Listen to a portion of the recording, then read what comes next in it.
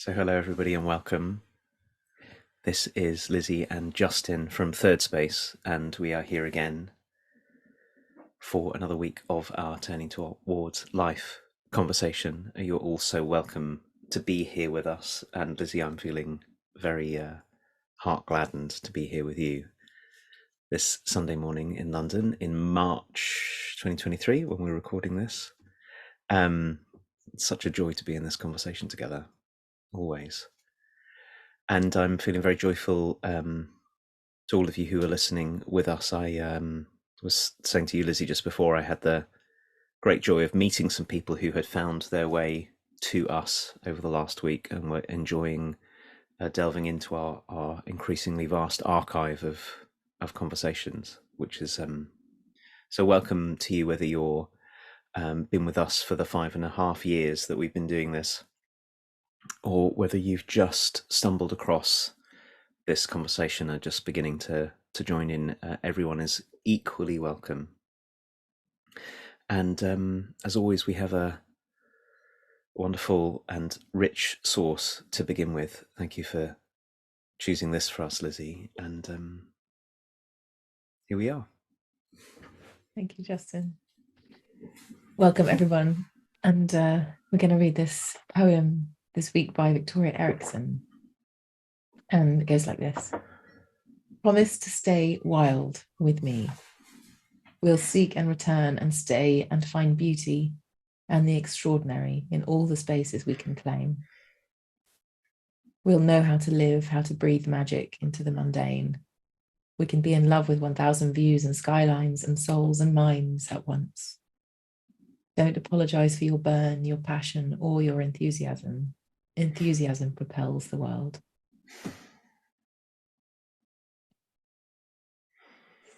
So I'm going to read it too. And a reminder to all of you who are with us, you can find this in our Facebook group, in the notes to the podcasts, and on our Turning Towards Life website too. This is by Victoria Erickson. Promise to stay wild with me. We'll seek and return and stay and find beauty and the extraordinary in all the spaces we can claim. We'll know how to live, how to breathe magic into the mundane. We can be in love with 1,000 views and skylines and souls and minds at once. Don't apologize for your burn, your passion, or your enthusiasm. Enthusiasm propels the world. Justin. Where to begin?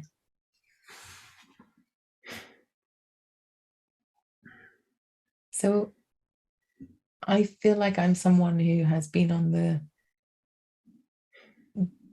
magical side of enthusiasm and also the dark side of enthusiasm.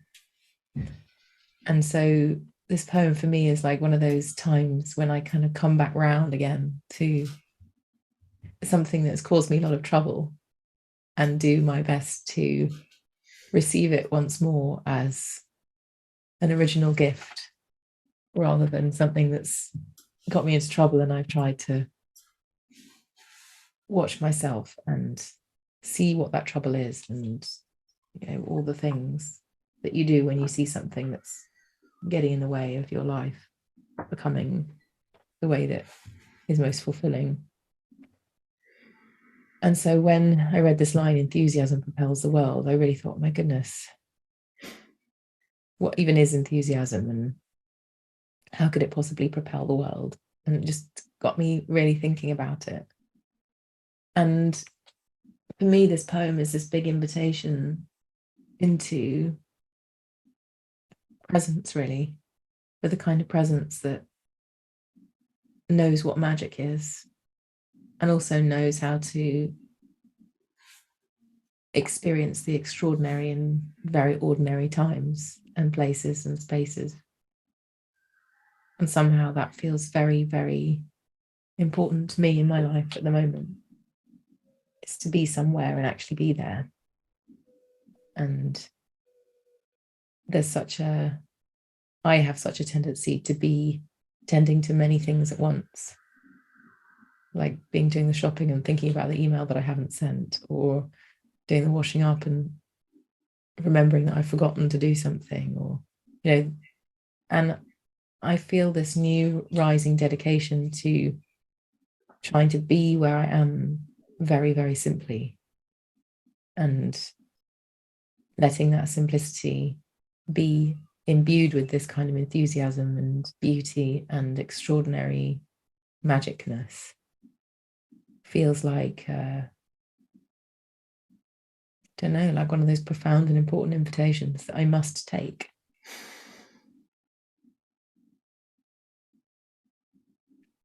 I'm feeling very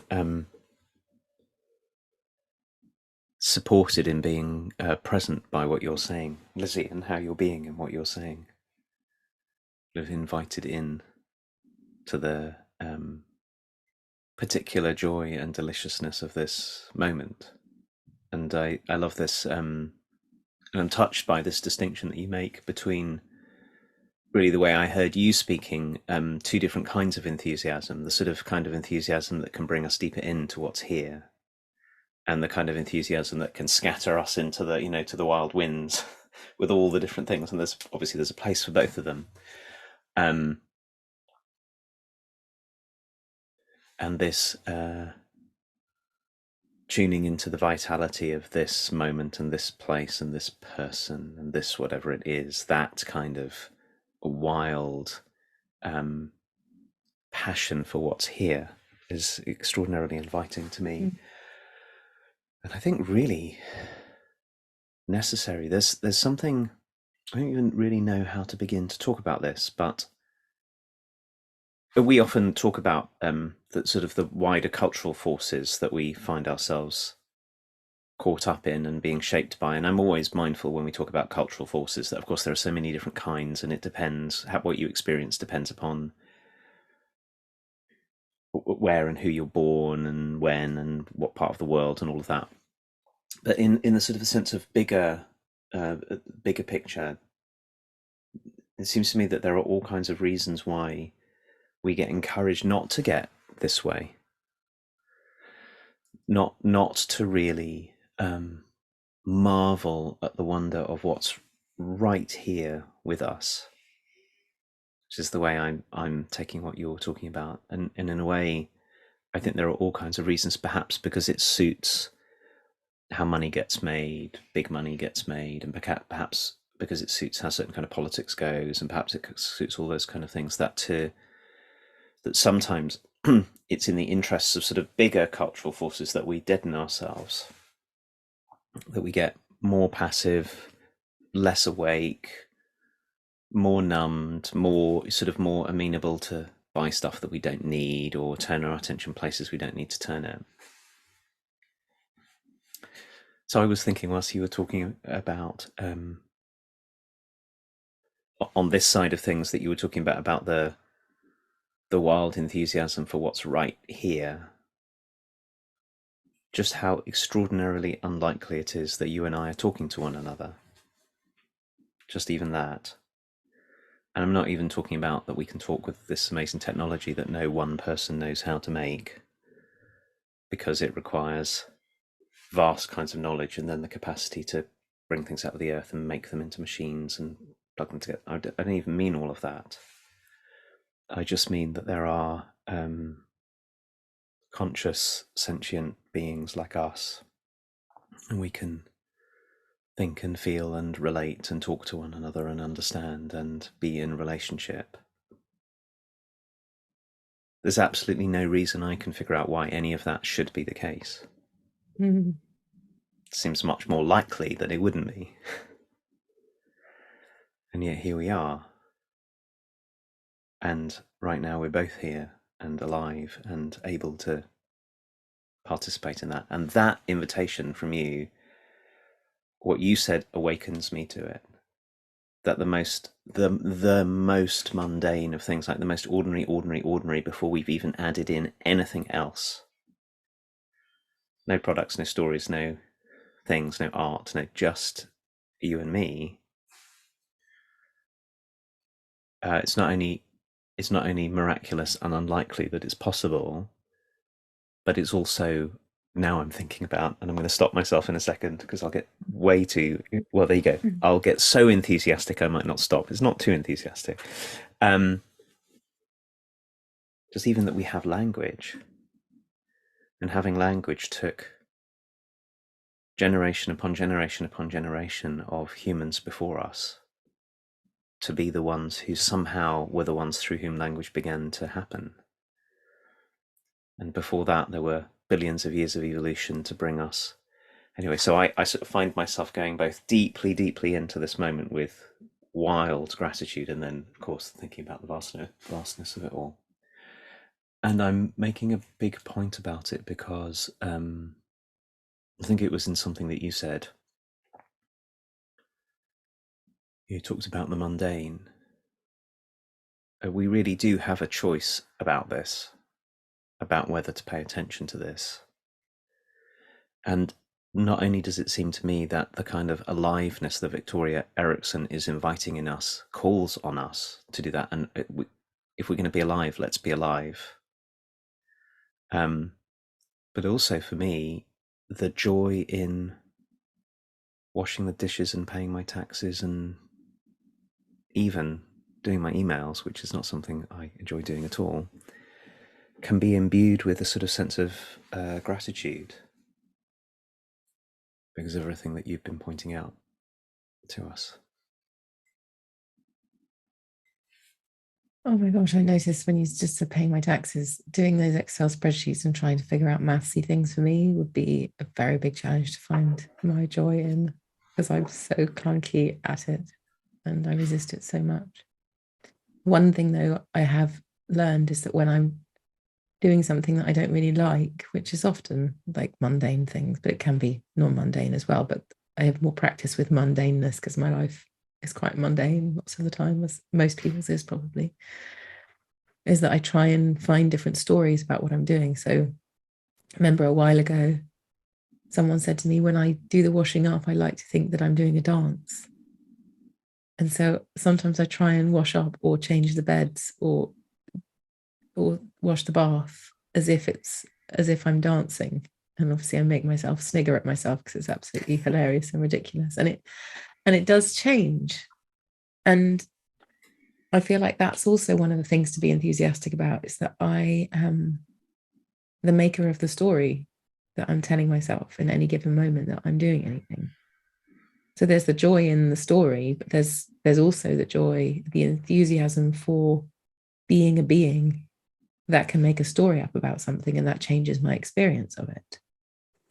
Like I find myself kind of already reeling, even saying those words, like, oh, so whatever I'm doing, I can make a story up about what it is that I'm doing.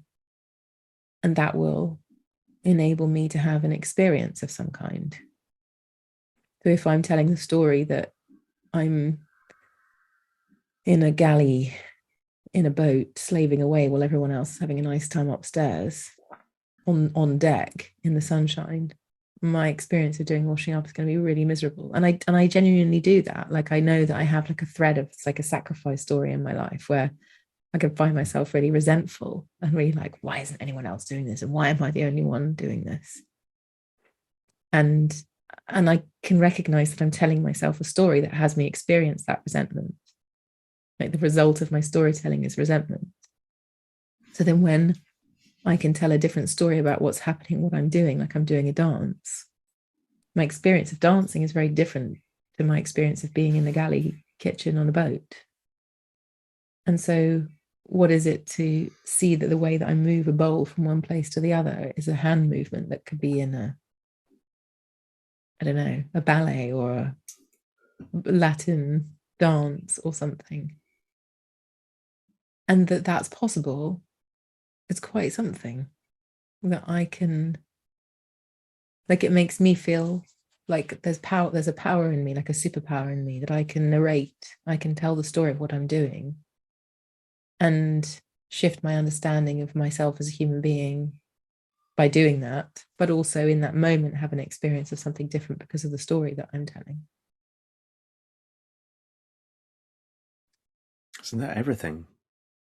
That's the thing that's really striking me, that what you've tapped into here, the sort of overarching or meta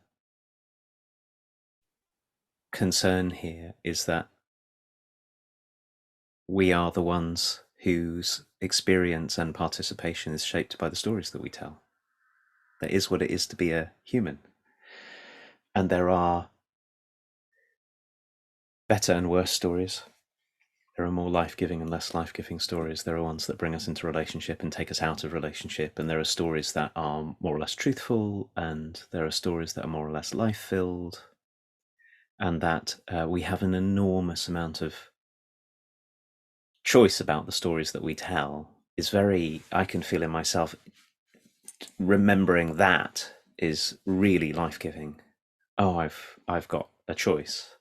And paying my taxes and doing the emails is a good example for me, because they're things that I resist. And I know with doing, for example, one story about doing my emails I have is they're an imposition on me and I'm never going to be able to finish them and I can't reply adequately and there's not enough time. And I know that when I take up the story that this is a way of me being in relationship with people and responding with care and feeling closeness, whether it's welcome or not, but feeling contact with people and then extending contact back again is what that bit of technology enables me to do. I'm much more able to enter into it, but more importantly, not just able to enter into it, but able to enter into it with the kind of qualities that I want to bring, like bringing care rather than resentment, bringing thoughtfulness rather than hurry, or bringing to the story that I tell and the story that we tell has an awful lot to do with which essential qualities of ours come into the world and which don't. So it sort of, as I'm speaking this through, I'm realizing, and particularly feeling from the way you said it, Lizzie, that one way, there's a sort of shallow way of looking at stories. Oh, we could just tell any story and some are better than others. But there's a really deep way of thinking about this, which is that they really change the nature of our participation in things. And not just as an idea. I was imagining you washing the dishes, and I was imagining the kind of moves, the kind of way that you might be washing the dishes if you were in the midst of different stories, what it would be to wash the dishes in a dance. And in fact, I was imagining myself washing the dishes with great graceful arcs of taking the dripping plates out of the sink and landing them in the rack next to the sink where they're going to dry, and how the way that we move through the world is both shaped by and an expression of the story that we're telling. Which is one of the reasons why this poem is so inviting to me, because there are all kinds of reasons why it would have made sense for me in early parts of my life to learn to have a very contained body, to not move very much and to keep myself out of view or small or whatever. So for years and years and years, the idea that I might stand in the sink and make elaborate gestures whilst I move the dishes would have been so painful. It would have not been in view, and if I'd even tried it, it would feel so at odds with the way I knew myself. So you were talking about when you first started speaking about the story that allows you to be present in this moment with the passion and aliveness for this moment. And I was thinking about how a kind of presence, a story of presence for me is the wild one. For me, it's getting contact in with movement and freedom and expression and letting myself take up space, which is just a reminder to me that the stories, the life-giving stories for each of us, are deeply shaped by who we got to be as we were formed, and they're the same and different for each of us too. Makes me think as well, this beginning line, promise to stay wild with me. I think that's what got me really when I read this. Like, oh yes, I want to say that to everyone. Like, let's both do it. Let's promise each other that we'll stay wild with each other, that we'll make that ridiculous arc of the dishes, which is unreasonable and inefficient and silly because it gets everything wet, and yet it's funny and joyful. And what I notice as well, Justin, is most most grown-ups I knew growing up, in some way, I'm saying most because there was a few standout hilarious people, but mostly people had kind of been beaten down into being grown-ups who I have projected onto that, well, they must know what they're doing because they're so grown up, they've figured all this out and they're not much fun. And, they're different. These people are different to me. Even my teachers, I just remember thinking that they weren't actually human. Like, they were so far from the exuberance that I was, so far from the enthusiasm that I felt, the mischief that I felt. And my teachers were like, I felt like they all dressed in brown. You know what I mean? Like brown things on that were very serious and committed, and thank goodness they provided whatever the stability was that they provided. But I very rarely found, and when I did find, I was so interested in it. I remember having a geography teacher who had this thing going on, and he would say, listen, let's get out on that field and look at those pieces of frost. Have you got any idea what it takes for that piece of frost to be formed? And he used to make us lie on the ground and stare at pieces of frost, and then suddenly talk about a Kawasaki motorbike that he'd seen on the way in and how amazing the sound of the roar of its, he was completely kind of wild. And so I learned so much because I remembered all of the things that he had to tell me, and everybody else, because it was alive. I could feel the aliveness in it. And then I remember a friend of my mum's, it's completely hilarious and wonderfully bonkers. And she had 3 children who just used to, run riot and put melon in the video player. And they never were able to watch videos until, 3 years later, they realized there was a slice of melon in the video player. And just really, bonkers stories that made me feel like, oh, this is an interesting place to be. This is compelling. And there was, that comes in a sea of very probably made serious for very good reasons adults. But I feel like there's a way that this promise to stay wild with me could be something that not only is between friends or something, but could be between generations. It could be my job to stay wild so that my children and my nieces and nephews and the people beneath me and age-wise, they're joined in their experience too. And that I get to receive life more fully because I'm not only paying attention to the ways that I've also been beaten down into seriousness by commitments and difficulties and wounds and dynamics and politics and all of the things that we could say have kind of turned us into serious people. Maybe that could I could tell the story that is a smaller part of me than this enthusiasm, that I could bring this enthusiasm to everything and that I wouldn't have to let it go in order to be a fully fledged adult. Maybe one of the things that's happened is that we've, for one reason or another, certainly in the part of the world where you and I live, Lizzie, that for all kinds of reasons, seriousness and wildness have been held as opposites. But what if they were held together? Because it seems to me that going out and lying on the grass and looking at the frost is a deeply serious endeavour. Mm. In the sense that it really matters. It's not throwaway, it's not shallow. There's a place for shallow too, but it's not shallow to go and marvel, but to learn how to awaken our own hearts and how to marvel about the world. It's not shallow to learn how to care deeply about something. And somehow it's possible to make a culture which, because it splits those apart, labels one as proper and one as not, we get denied access to one or the other. And I think it can happen both ways also. So it's possible to live a life of sort of shallow wildness, which never gets us in contact with anything serious and never gets us in contact with life, and it's really what you were talking about at the start, sort of the shadow side.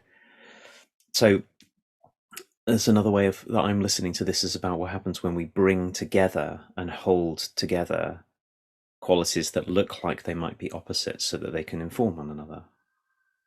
So a deeply passionate kind of adulthood that takes care of resources and relationships, and that, safe roads get built, and we have hospitals and all of that kind of deep seriousness that is invested with a kind of wild passion for life and for how extraordinary it is, the kind of difficulties we face and the kind of wonders and joys that we face, and a wildness that is grounded enough to be joy filled, so we can do ballet whilst we wash the dishes, but we can also bring that kind of energy to doing emails or paying taxes or doing the ordinary mundane things that it takes to care for others well.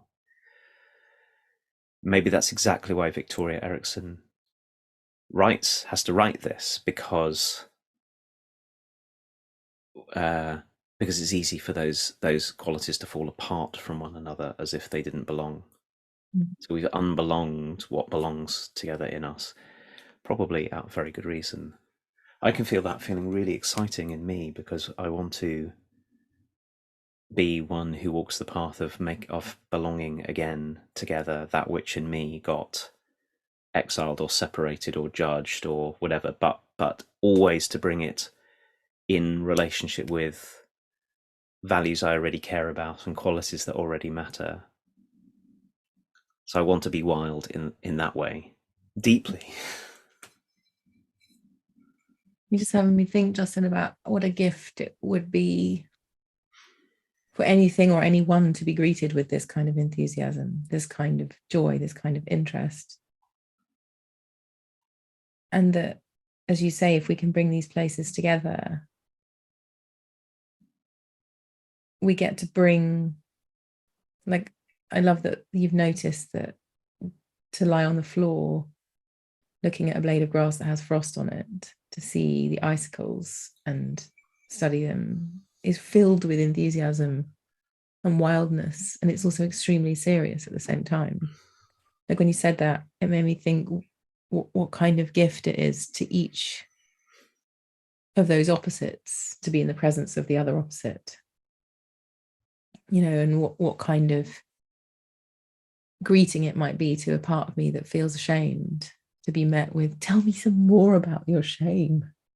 I'm so excited to hear more about your shame and the way you're ashamed, rather than, oh gosh, tell me some more. Like I can imagine the gift of being greeted with enthusiasm in places where you really thought enthusiasm did not belong. Whether there was where there's a way that something that's very opposite to something could be a huge welcome to it. So to cultivate oppositeness and know that you can bring them together, like you're saying, and see what happens between them. And of course, that goes for people too. The magic of opposites in people, and how surprising it can be for me to feel so met by that, by some kind of serious in a part of me that's very bonkers. And likewise, how some of my bonkersness meeting something that's serious, just making me think into all of the ways that different parts can be greeted with things that are very different from them, and how welcoming it can feel. And that's where this poem by Victoria Erickson comes down to for me, as it's a poem of welcome. So let's welcome this in ourselves, and let's have it be brought in service of life together. I'm really, really struck by what you said, Lizzie, about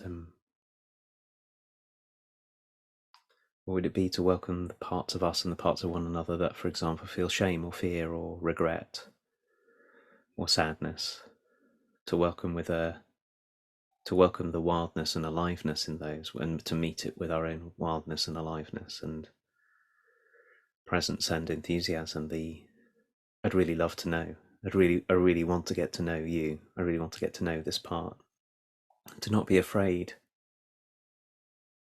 maybe one of the mistaken ways that we try to help one another is by getting over, I'm trying to find a good word for this. I was going to say over serious, but I think meeting one another seriously really matters, in this way that we're talking about serious wildness and wild seriousness or something. We get over earnest maybe, or over, let me look really deep and concerned and whatever as you tell me about your shame, or some part of me tells me about its shame. There is really something to be said for welcoming one another with joy. Not joy at the suffering that's implied in any of it, but joy and wonder. I mean, actually, because it is completely amazing. The other thing that didn't have to happen was that we would be able to feel anything. There could have been consciousness without feeling, but it turns out that there's consciousness with feeling. So we feel shame and joy and love, and we only feel love to the extent that we can also feel shame, and we only feel groundedness to the extent that it's also possible for us to feel fear. They also belong together. So I know that this is we're talking here about something that you and I and the others of us in Thirdspace that this conversation is born from have taken up as a really serious commitment, which is to meet one another, to meet being alive, to meet those who come into our path with this kind of enthusiasm and joy and seriousness at the same time. It feels very good to hear you say it again, because it's a reminder that we can be together in the really hard stuff, the really weighty stuff, and be a deep commitment to aliveness and care and wonder at the holiness of it all. Really is probably the best word I can muster for it.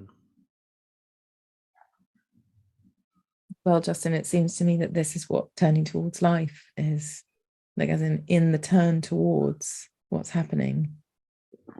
Inside of that is an enthusiasm for what's happening. Just that you would turn towards something has interest in it, has enthusiasm in it. And I just want to say thank you to Victoria Erickson, who I don't know, who I stumbled across this poem and it jumped out at me. I just want to say thank you.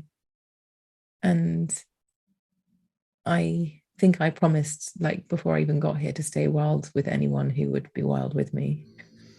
So I'm really glad of this, and glad for that aspect of humanity to feel validated and welcomed. It's really important. And Justin, thank you for doing very big loops with your plates in the air with water dripping everywhere. And I look forward to hearing the responses from people around you when you start doing that. Going to be arching my arms and pointing my toes whilst I wash the dishes. Definitely. I'm very glad to be in this wildness with you, Lizzie. And thank you, everybody, for any way you've been listening to us, whether you're walking the dog or you're in bed or trying to fall asleep or doing whatever you're doing. We're very glad that you're here with us, and we'll be back next week with another source. And just another big thank you for joining us today. Bye, everyone.